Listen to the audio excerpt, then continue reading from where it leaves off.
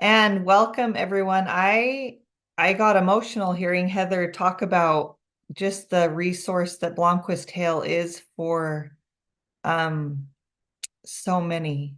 Sorry. I am passionate about mental health and I am as it says on the screen, I'm a PMHNP, which I know is a ton of letters and you'll never remember what those stand for, but basically it's a psychiatric nurse practitioner, psychiatric mental health nurse practitioner is what all those letters stand for. And I feel very lucky to be able to talk with you all today about how to keep our mental health in a good place and kind of like it says on the screen, three important aspects of our mental health, which I'll go into.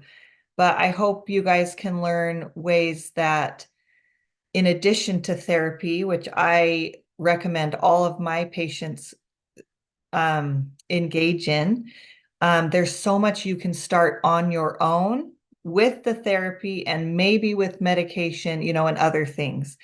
But I guess I should explain what a psychiatric mental health nurse practitioner does. So, what I have the opportunity to do is prescribe medication. This is not going to be a presentation on medication, but on, yeah, basically just other things that can help. Um, but I can do therapy and prescribe medication. But where I work right now at Levo Mind Care, we don't do the traditional hour therapy that, you're getting with your benefit at Blomquist Hale. I love that they do what they do. And I have participated in an EAP program, over the years of my life, and it's been beneficial to me. So I'm glad that you guys are here and learning and engaging in help for yourselves and families and relationships. I think everyone should be in therapy. And I do my own therapy because I think there's stuff we can always be working on.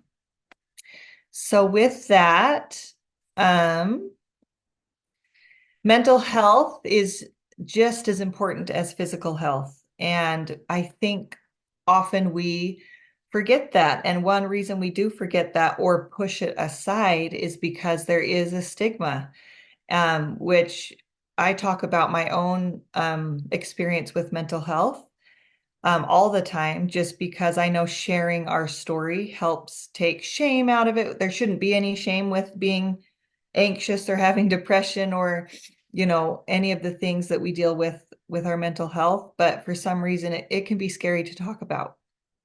I think therapy is becoming more accepted in society, but taking medication is not quite at the same level.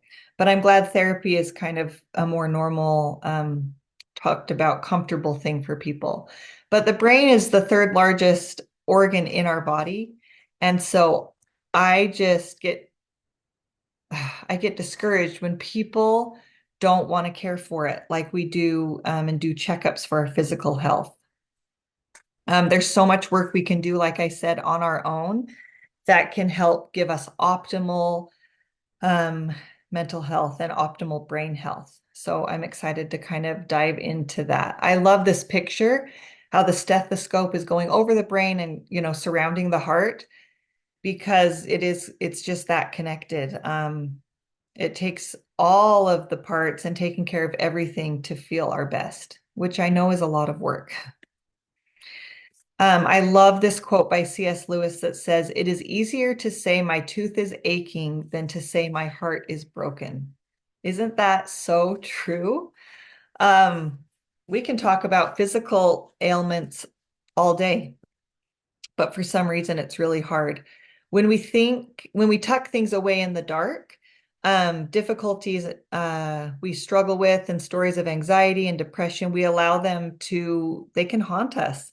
They can grow bigger and bigger because things, you think of things in the dark that grows shame, that grows something scary.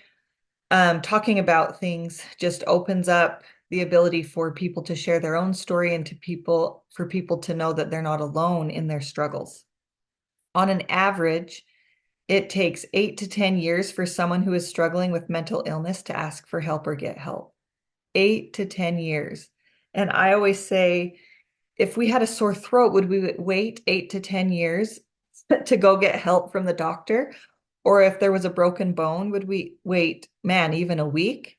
No, we would go right away. So for some reason, it's different when our heart is broken to go get that checked out, to go get that fixed. And so we immediately take care of our physical discomfort. But we should do the same for our mental discomfort.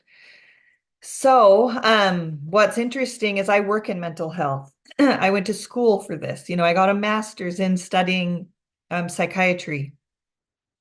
And even when I started my program, I was embarrassed to say what I did because they said, you have to be crazy to want to treat, those that have these issues. Well, excuse me.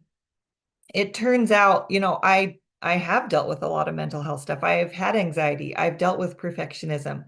I've had depression after miscarriages, multiple miscarriages. That's actually why I used my EAP program that I benefit. I was struggling with that. I had an eating disorder. I've dealt with a lot of things. And now that I've shared my story, I don't get anxious to share it. I don't get sick to my stomach and nervous. What are people going to think? I love sharing it because if I can help one person, then that makes me so happy. I don't care what people think of my own story. So mental health, I love this because it shows what it is and what it isn't. I know you guys all know this, I'm sure. Mental health is a part of everyone. We all have a brain, and we don't just have moods that are sky high all the time, right? It's normal to have fluctuations.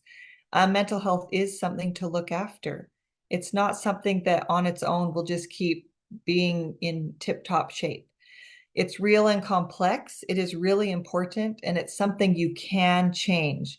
You know the saying, you can't teach a dog new trick, an old dog new tricks. That's, I don't know about a dog, but a human brain, you can make new connections. It's never too late.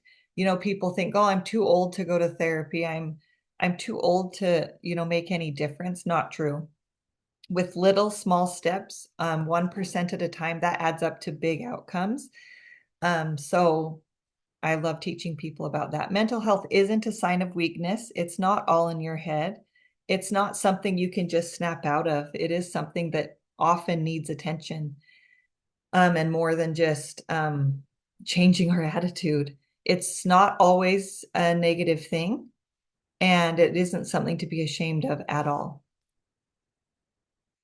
So this is what I really wanted to focus on when I said in the title, 3 important aspects of our mental health. We teach this a lot at our clinic about the biological, we call it the biopsychosocial model. And what it is the biological piece of our health, the psychological, and the social and environmental piece. You can see in the middle that it comes together to create what is our mental health. So I know a lot of times, social, we go to work or school, our kids go to school, we have our family and interpersonal relationships. And then when we think of biological, we think of physical health, that's up at the very top. We think of, those that are involved in substance use, that can affect us. There's a lot of talk in society about diet and lifestyle. I know that and exercise, I know that can get very confusing with all the fad diets and fad workouts and all that stuff.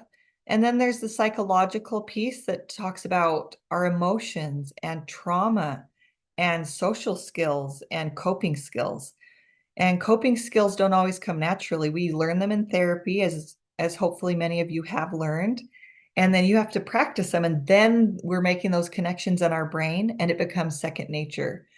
So what I focus on with my patients is I focus a lot on obviously neurochemistry, genetic vulnerability. I work a lot on diet and lifestyle as well. And I don't even say eat healthy. I don't say let's exercise. I teach people how to be strong and how to fuel their body in that way. It's not about being skinny. It's not about losing weight in my mind. I want to bump up the brain's health and the body strength because that also increases our brain capacity. And man, it impacts it long into our elderly years. So there's so much that can be done. Another piece in the biological is also hormone replacement therapy that I know is there's kind of a big wave happening right now because more research is being done on that, but that is huge. If you know anyone, any woman that is 35 and above, perimenopause can start at 35. It's not just something that happens when you're 60 and above. Um, perimenopause can affect a lot of things and make you feel not right in your body. And so I love that we offer hormone replacement therapy that's covered by insurance because a lot of these boutique places, it's cash pay that can get expensive. So looking at all of those pieces are huge. Okay. So this one, talks about women are 50% more likely to experience depression and anxiety. I do like to say, is that because they're more willing to talk about mental health and seek help than men? 1 in 8 men report that they experience symptoms of mental health problems compared to 1 in five women. 65% of men say that they are hesitant to seek professional help for stress, anxiety, and depression. I do want to give you some stats, though, really quick on men's mental health, because this month is actually a month, or October was when it's highlighted about mental health for men. Okay, I already talked about 1 in 10, experience depression or anxiety. These are some staggering stats. 25% in a study that was done, 25% of men reported anorexia and bulimia in having that. 70% in 2021 of people were men who died by suicide in the US. That is a lot higher than women. And schizophrenia is diagnosed 90% of the time before the age of 30 in men. So it is important, not just in women, but in men to talk about mental health. Biological factors, like I said on this second point here, there are cyclical hormonal shifts. Yes, in pregnancy, postpartum, and in perimenopause and menopause, but men have fluctuations too in testosterone and other hormones. Vitamin D is a huge one in Utah. Actually, most of us don't absorb it the right way. Not because we are high in elevation, but where we are located geographically makes it so we don't absorb it the right way. Most of my patients are low. Some of the symptoms of low vitamin D include feeling really lethargic, feeling joint pain, just feeling achy. It affects a lot of things. Actually, my own teenage daughter was laying on the couch day after day for several weeks, and I thought, man, she is really going through a hard time, must be depressed. But we went to her primary care doctor. She wasn't yet set up with mental health care. And I just thought, can we run a vitamin D level? And I want to tell you something. I got pushback. They did not want to draw a lab, and it was a simple vitamin D level. And I said, she's just so tired. And this is what I was told. I was told, oh, vitamin D doesn't affect our energy. And so just know you're paying a lot of money for care. So if you want to check something, it's okay to ask. I used to be embarrassed to ask for things because I know people are in a rush, care providers. No, ask for what your gut is telling you. Um, sure enough, she was very low. 30 is our low normal of vitamin D. She was at 19. She had no energy. She was sleeping all the time. And we got her on just a little supplement, and that took care of a lot of that tiredness. Okay, I'm seeing some questions in the chat. So let me jump to those really quick. So they're more just comments. So some person said, Oh, comments, yeah, we Kay. would immediately take care of our physical health, but mental health isn't as obvious to others. So it's easier for us to hide and push that to the side. It's so Someone's, true. yep. And then someone said it also feels so much less straightforward to fix, so it's harder to address. Broke a bone, I'll get a cast and it'll be better. Mental problems, hopefully you get a good practitioner and a helpful diagnosis and an effective treatment and you see results quickly. Hopefully, so much harder to commit and address. That's so true. Yeah, and then someone did just send a question. What source do you recommend for optimal absorption of vitamin D? So, I mean, we don't, we need often, well, especially in Utah, a supplement. I don't have a specific brand. I know there's just ingredients has a, but I just feel bad recommending those because they're in Provo and shipping is costly. So I actually just get one on Amazon, 25 micrograms. It is fun to see where your level is at and then see how, if it's just nice to get an aha of like, oh, that's why I feel crummy. So getting a level first before you start a supplement is great. But if you're feeling really bad, it's going to take a while to get your level up. So yeah, 25 micrograms a day is a really good place to start.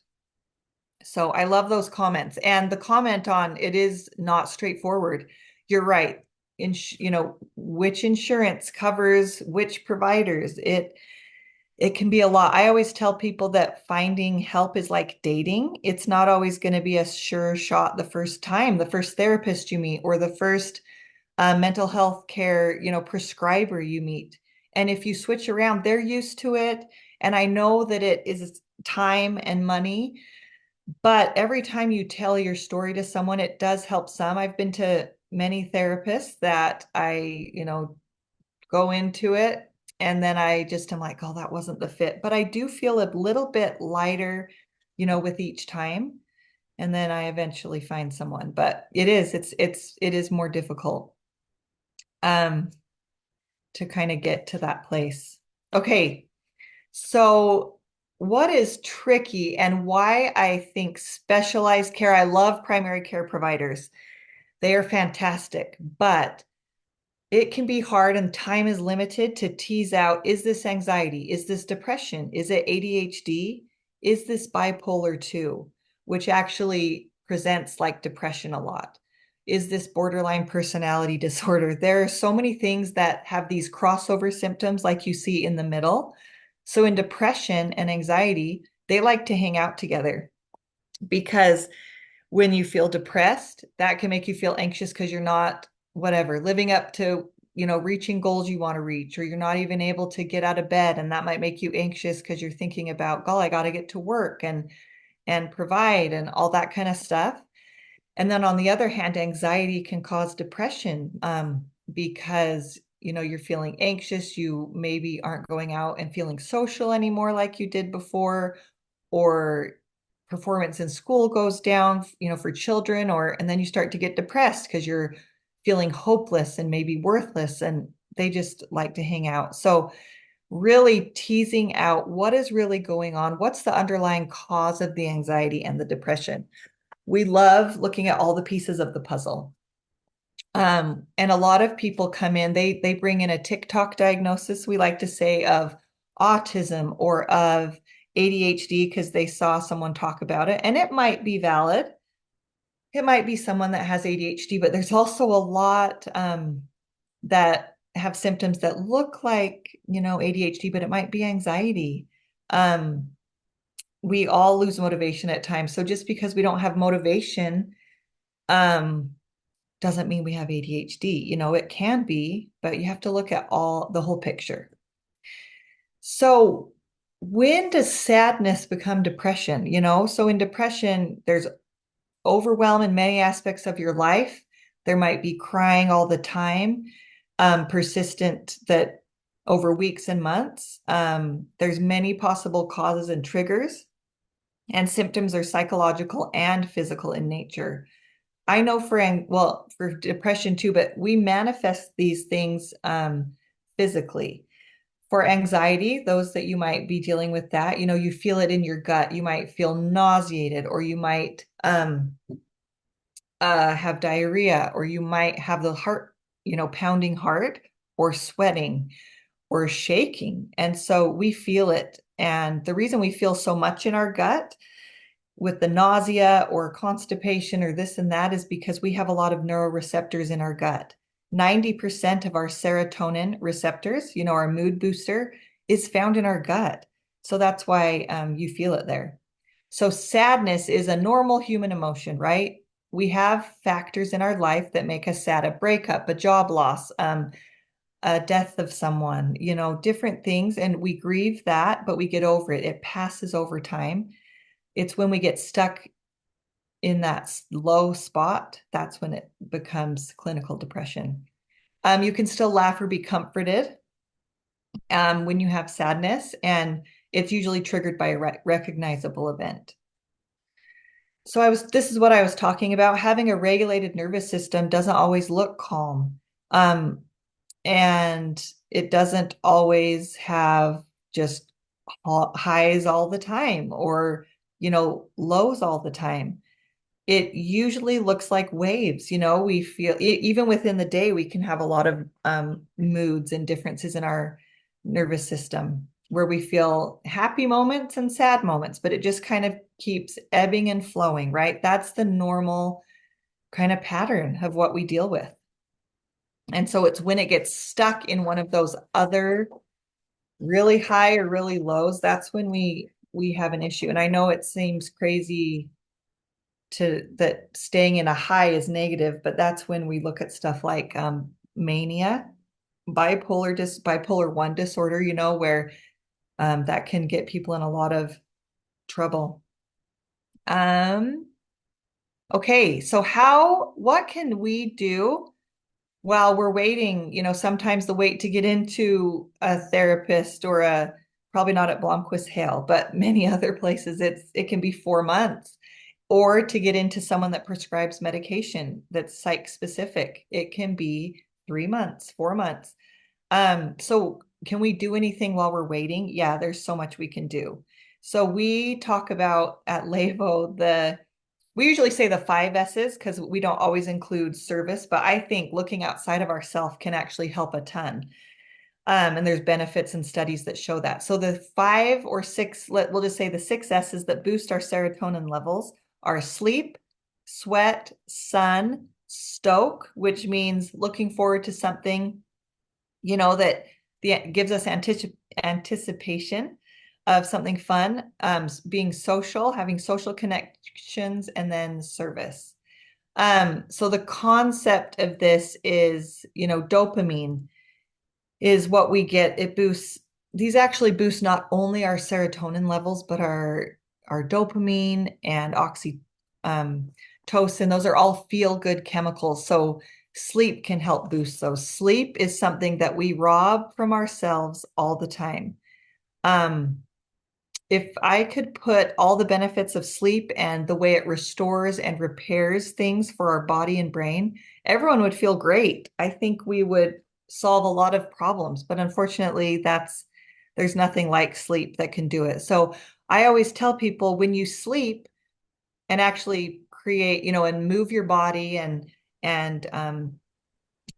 try to eat 3 meals a day and snacks that have food is just food. That's a whole nother topic. But if we can get, some nutrient dense foods in, all of that is adding to our 401k or our bank account.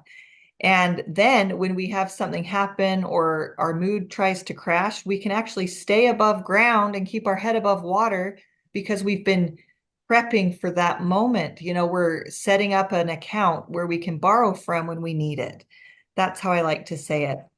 Okay, so dopamine, if we get enough sleep, if we get early morning light is powerful. If you just go out on a walk for 5 minutes, I know mornings are hard.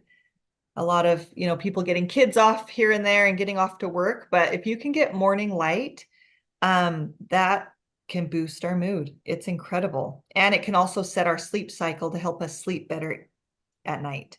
Um, endorphins, we get that from exercise, getting a massage. That makes us feel good. It's calming. We get it from dark chocolate too. So I don't know if any of you are dark chocolate fans, but keep eating it. Serotonin, just those that to lift some depression, boost our mood. We get that from prayer, from walking, from bright light and sun exposure, and practicing gratitude. And then oxytocin we get from hugging. That just is the one that makes you feel comforted and calm and safe. And even thinking about hugging right now or holding, we have a rabbit at my house. Even if I think of petting our little bunny, my heart just totally felt that calmness. Playing with your pet or complimenting someone. So I already talked about how we have so much serotonin and also dopamine receptors in our gut. And so the brain gut connection is very real. So it's important to keep that in mind. We say this a lot, get your daily dose, get your dopamine, your oxytocin, your serotonin, and endorphins, which I just talked about those. I love thinking, how can I get my daily dose today? And I kind of gave you guys some um, examples. Okay, okay, good. I'm just looking at the new messages. Yep. Thanks for someone who answered. Do creative pursuits fit in here anywhere? Painting or playing an instrument? They definitely help. Maybe Stoke. Oh, yes. One, they're calming, right?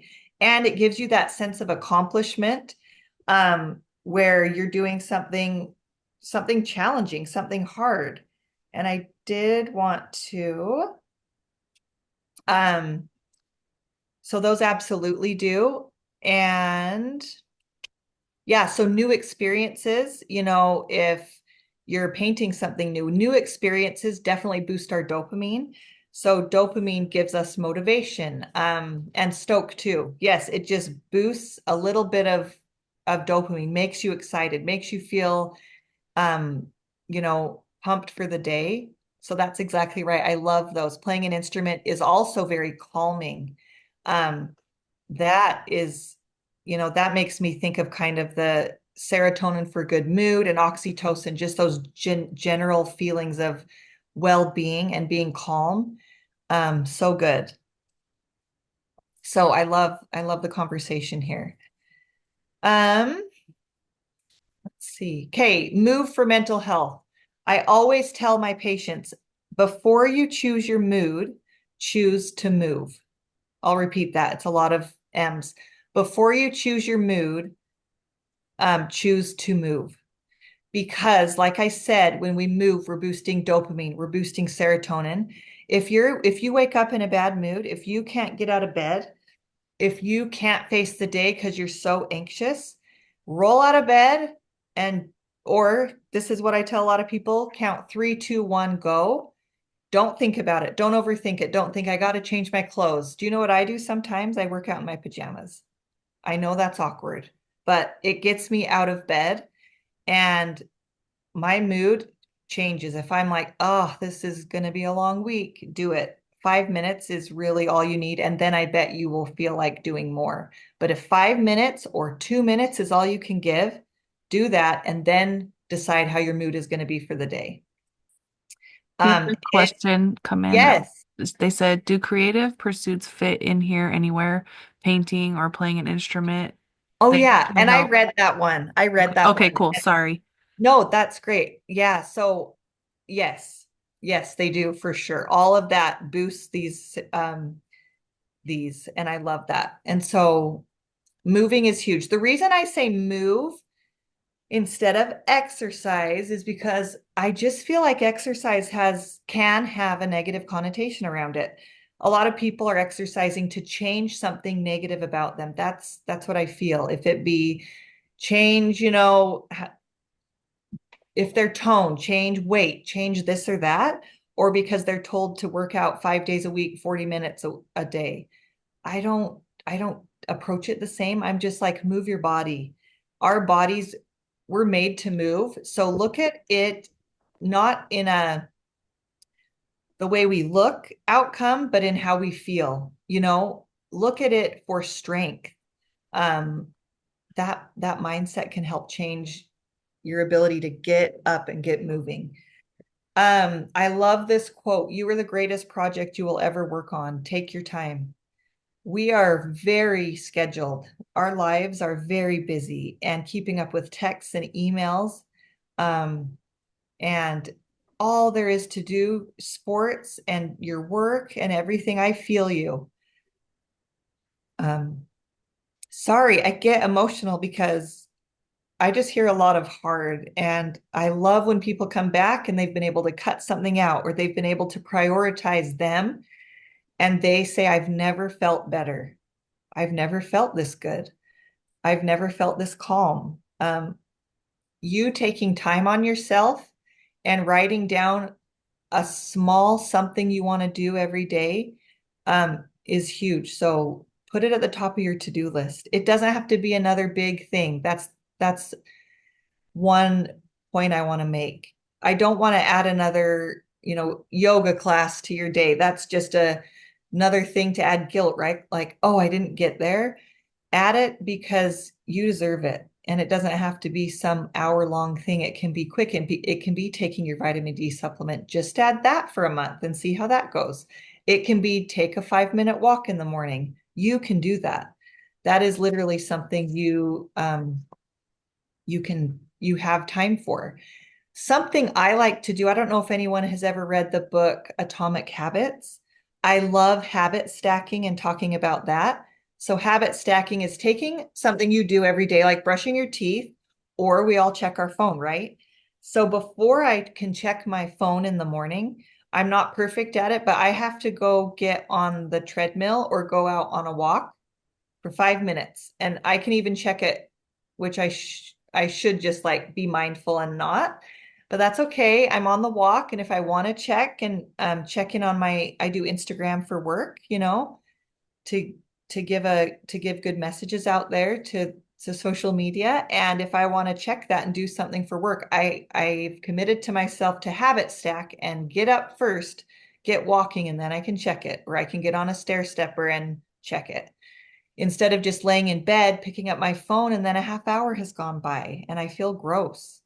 So I don't want to do that. Another reason I like to recommend people getting out of bed before immediately checking the phone is because when we check our phone, it spikes our dopamine.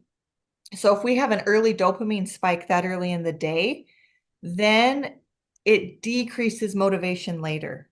And that's hard, right? We're tired anyway, because we only have so much bandwidth and so much energy we can do. I tease myself every day that I'm going to do laundry at night, and that does not happen. I need to do, I know we can't do everything in the morning, but yeah, pick the worst thing you want to do of the day, the hardest thing that will be for you to be motivated to do, and do that thing because our motivation just naturally goes down. Okay, I love this as well. I have to versus I get to. So there's so much power in the I get to mindset. It's all in how we choose to view things. So again, going back to movement or to maybe adding some fruits or vegetables to our diet, we don't have to. We get to. Think of how lucky we are if I'm sorry for those that have a hard time moving. I get it. I've had my back go out before. And boy, do I wish I would walk every day when it felt good, right? So if you can try to say I get to, that can help us also kind of get some motivation to do whatever we get to do. So what does the research say about therapy and gall is medication something I want to do? Because really, that's a big part of my job. But guess what? I have really bad anxiety. I have worked a lot on it. I used to have to crawl to the bathroom, and my husband would have to get me a little snack to get my gut to calm down because I was so anxious about working in the operating room where I started my nursing career. I have felt nervous probably most days of my life. Um, but now I just don't care. I don't care if I say something wrong. There's power in messing up. There's power in not not striving for perfection. That's a pipe dream. So over the years, I have done therapy and I've also needed medication, but I was so anti taking medication. Here's what the research says though. there have been these big meta-analysis. They look at lots of different studies, and they find that psychotherapy alone can really be beneficial, and it can put people to have a response for their depression and anxiety. But recovery was more likely. So recovery is when we don't have symptoms anymore, for a period of time. And so recovery is a lot more likely with combination therapy. So there was a big study called the STAR-D study, and it wasn't done by a big pharma company, which you would think they always do studies because they want to sell their drug, right? But this STAR-D study was done, and they looked at therapy alone, and then those that had a response and went into remission. And once they added an SSRI, people stayed better longer and got better faster. And they were able to later discontinue the medication. So it doesn't have to be an all the time thing, but it can be something that can be a piece of the puzzle at a period of time, right?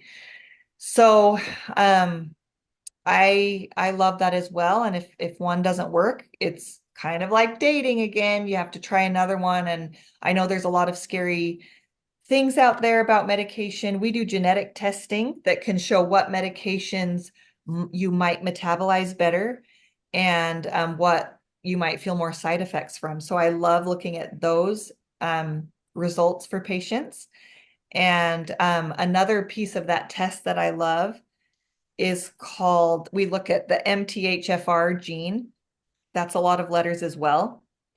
But what that is looking at is if someone has a problem and a mutation of their ability to break down folic acid into folate into serotonin. So we need folic acid. We need, to break down folate so that we can make more serotonin. And so if we don't, and if we're not breaking that down, we will have a decrease and a deficiency in our serotonin. And so all we need to do is add another supplement that takes away breaking down folic acid. So I love looking at that part of the test. There are some questions, so I'm going to get those really quick.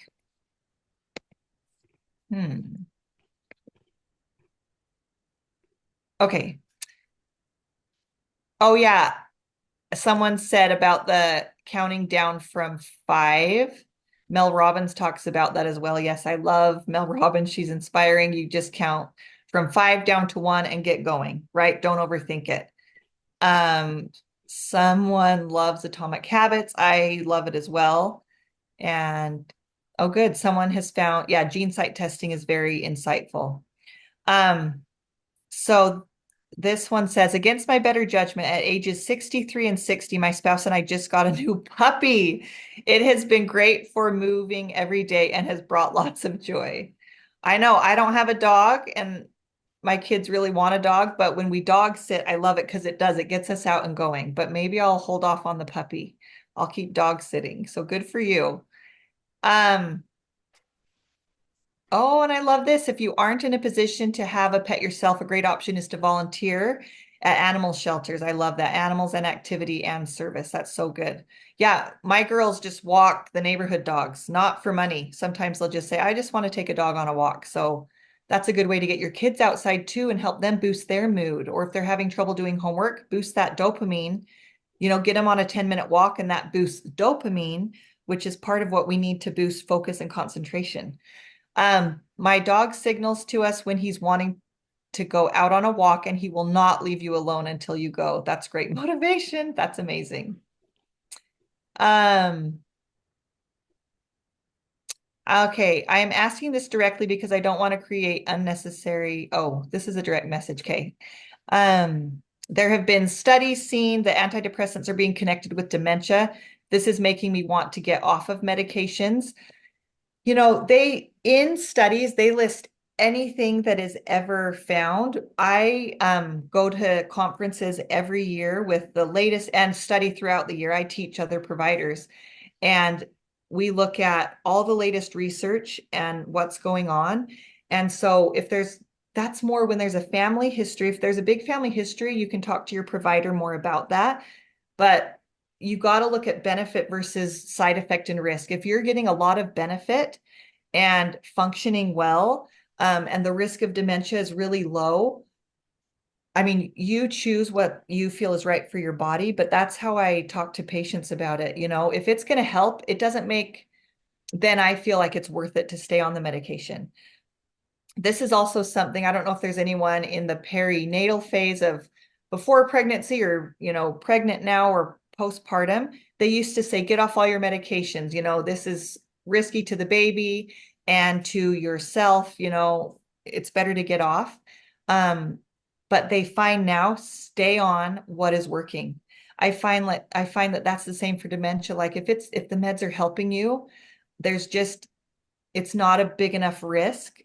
We don't even bring that up first appointments when we talk about risk. We talk about a lot of other things, so everyone has a clear picture of what they're getting into.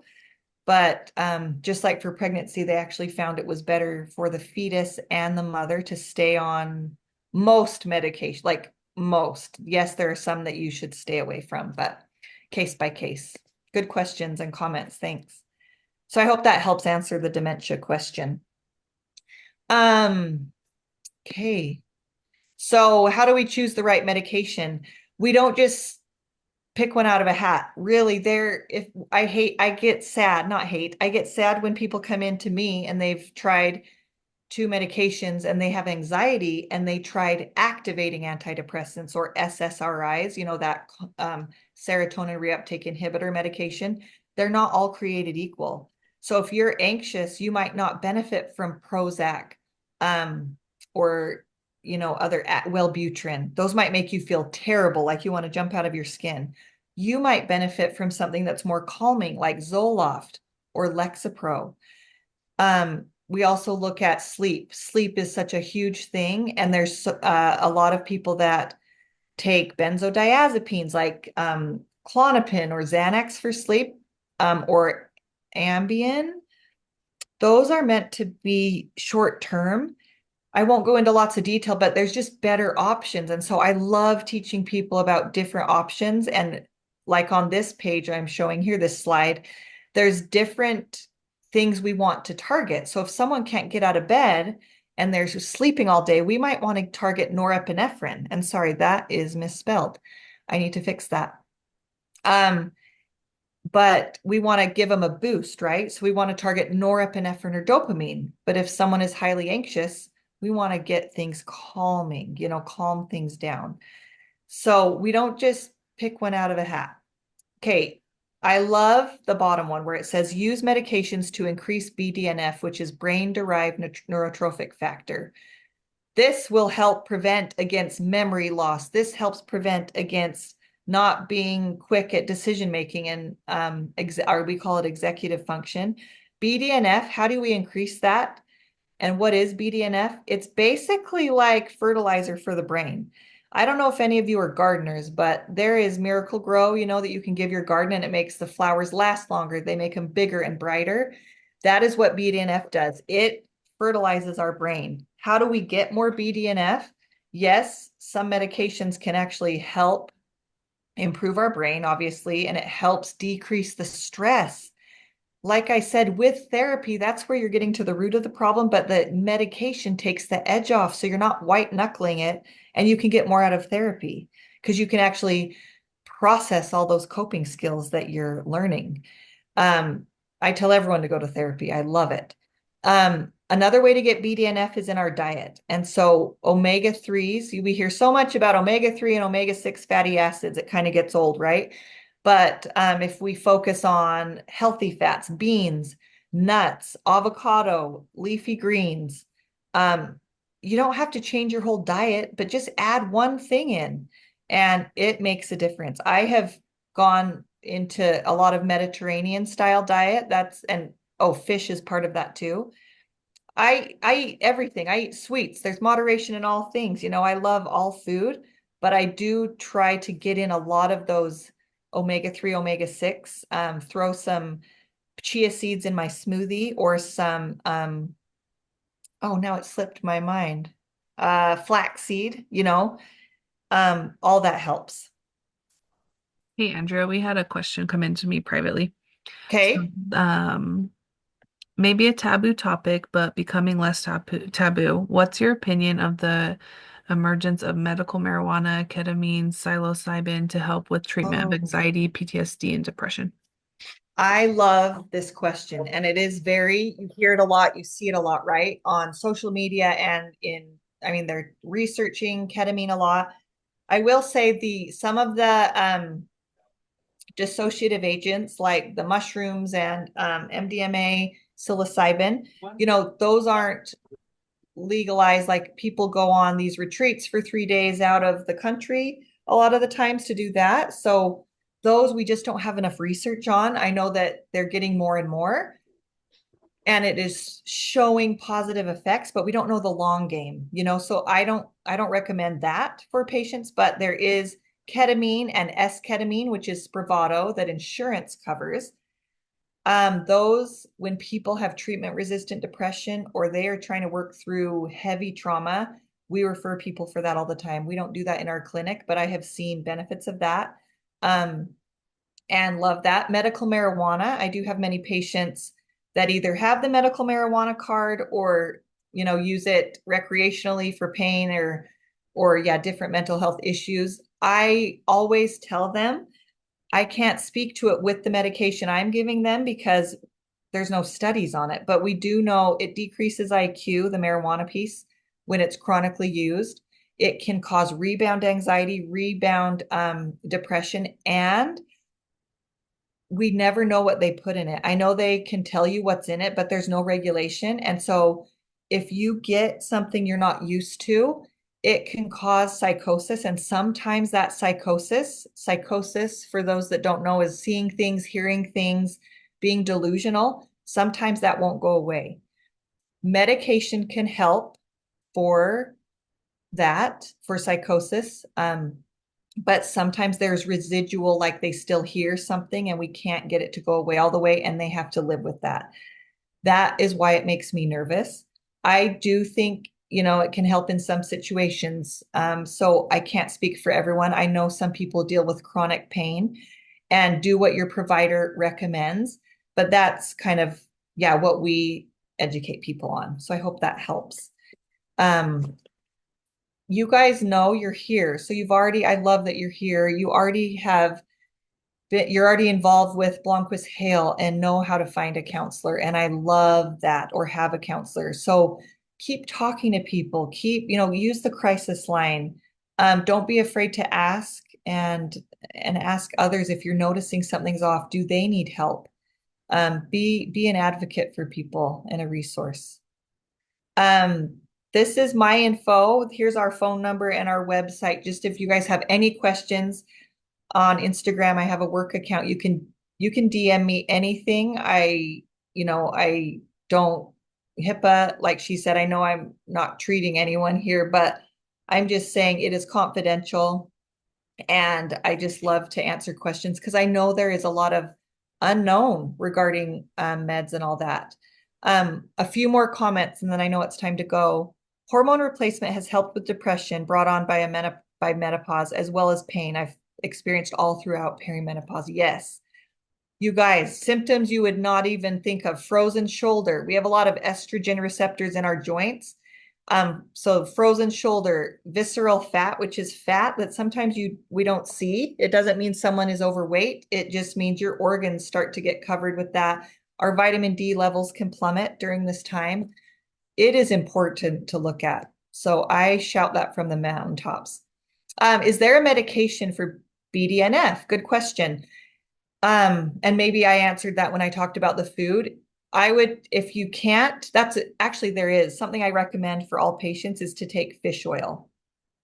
So usually they recommend, having 2 capsules. They usually dose it in 2 capsules. And I'm like, if you can't swallow 2 of those horse pills, they're a capsule, they're big, just take one a day. I actually myself take one at night. You don't want the side effects of it tasting fish all day. So I recommend taking it at night and you don't even notice. And I swear, ever since I figured out to take it at night, I stopped it forever because I couldn't handle. That's the only side effect really, is maybe some indigestion.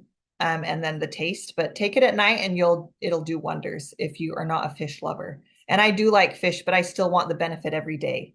So that's the medication. You can look up Mediterranean diet and you don't have to change your whole diet. Just add little pieces. Like I said, do you like nuts? Do you like cashews? Do you like beans? I love soups. It's soup season. Add beans into your soup. There's so many good things that can naturally increase our BDNF. Um, Meds. Oh, go oh, ahead. I have had a couple come into me privately. Okay, say So, those. okay, so one of them's just a comment. Um, She said, a little private, that's a private DM. For many wary of medication, herbs can be super. I had a doctor who recommended ashwagandha plus vitamin B to try before getting on antidepressant meds, and it was amazing. I haven't needed Yes. any other meds and feeling so much better. Yeah. So that was that comment. And then let me go down. This one said is from a male in the group, and he said, being a little vulnerable here, but I was diagnosed with postpartum depression after we had our twins. I had no idea men could be diagnosed with that, and it's something I'm still dealing with. I think this is something that needs to be talked about more. Oh, that gives me chills. That gives me chills. It is so true. It's true. Does that surprise anyone? Yes, men can be diagnosed with postpartum, any of them, anxiety, OCD, depression. And what a hard thing when it's not talked about, right? So thank you to whoever you are for saying that, because I know, ah, that's my Instagram handle. You can see it's help just one. Because by you saying that anonymously, you're helping, I'm sure, not only one other person. You just put a light bulb in someone's head that was like, oh, that's a thing. I've been dealing with that. So thank you. That's incredible to be a little vulnerable. I know it's scary. But yeah, talk with um you know what, for that there are specialists that treat. I'm sure primary care has dealt with it some, but maybe that feels scary, but definitely talk with a psych specialist. And they even have perinatal specialists like around the period for men and women, especially women, but spouses, partners, of those that have had the baby, or even adoptive parents can get it. So definitely talk with, I would recommend a psych specific provider that gets it and knows that, because I don't know if everyone would, be able to give the right direction there. Um, one comment here is meds do help make processing and working on your issues in therapy easier. It does. Therapy doesn't always feel better the first few. Actually, there are several times where you leave therapy not feeling better than when you walked in. You're stirring up a lot of stuff, and that can be really uncomfortable. So it can just take the edge off, and make you be able to keep going and process things. Okay, do you have suggestions how to navigate the nexus between medication versus more holistic and natural supplements? There is a rift between the two. People seem to be either one camp or the other. But for someone like me that has a chronic mental disorder, medication is a must. But I know I would also benefit from supplements, but doctors don't seem to be supporting both. And those who are proponents of supplements don't have medication. I know it's hard. Having schizoaffective disorder, I think it really should be both in addition to therapy and all of the things you've talked about. How can I go about addressing this with professionals? Oh, my word. Absolutely.